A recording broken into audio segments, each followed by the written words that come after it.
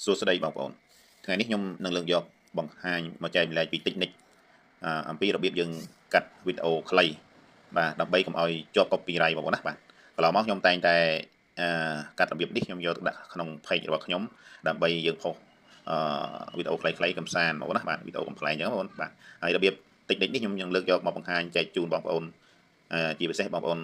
ដៃថ្មីបងប្អូនណាដៃថ្មីដៃចាស់ដែលចេះហើយបងប្អូនរុញរំលងចុះបាទសម្រាប់បងប្អូនដៃថ្មីបងប្អូនតាមដានវីដេអូរបស់ខ្ញុំហ្នឹងហើយបាទអញ្ចឹងដើម្បីកុំឲ្យខាតពេលបងប្អូនចូលតាមដានវីដេអូរបស់ខ្ញុំទាំងអស់គ្នាបាទជាដំបូងយើងចូលកម្មវិធី insert មកបងណាបាទចុចកន្លែងកម្មវិធី insert មកបាទសិនជាស្អីមកចាំតិច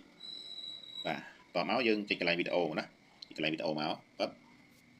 បាទរួចហើយយើងចុចកន្លែងសញ្ញាលេខបូកណាកន្លែងញូចុចបាទរួចហើយយើងចូលទៅកន្លែងចូលទៅកន្លែងនេះវីដេអូមកណាចុចយកវីដេអូមួយមកសុំទោសដោយសារគេខលមករំខានចុចកន្លែងវីដេអូមកបាទតមកចុចកន្លែង click here មកចុចកន្លែង click here ហើយ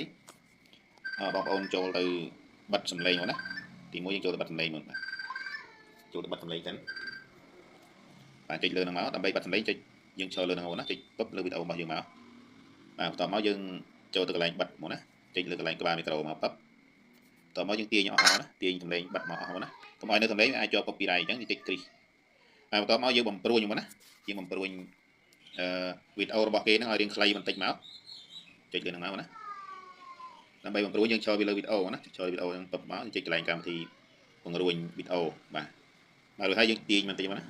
យើងបង្រួញក៏បានយើងបង្រីក៏បានប៉ុន្តែសម្រាប់ខ្ញុំបង្រួញមកណារៀងខ្លីមកបាទអញ្ចឹងយើងយក 1.20 មករួចហើយចុចគ្រីស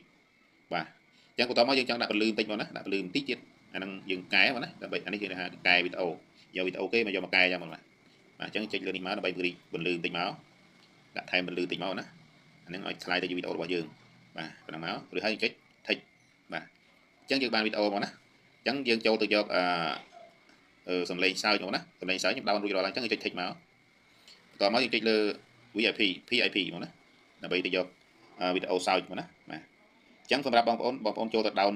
បងប្អូនកាត់វីដេអូបែបខ្ញុំបងប្អូនចូលទៅដោនយកសំឡេងសើចជាមុនសិនមកណាអញ្ចឹងយើងចូលទៅកន្លែងវីដេអូសើចមកវីដេអូកំ pl មកណាបាទ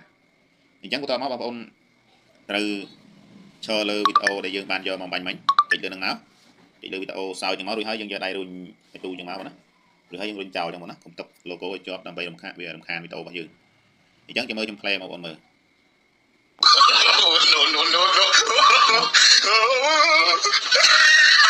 បាទ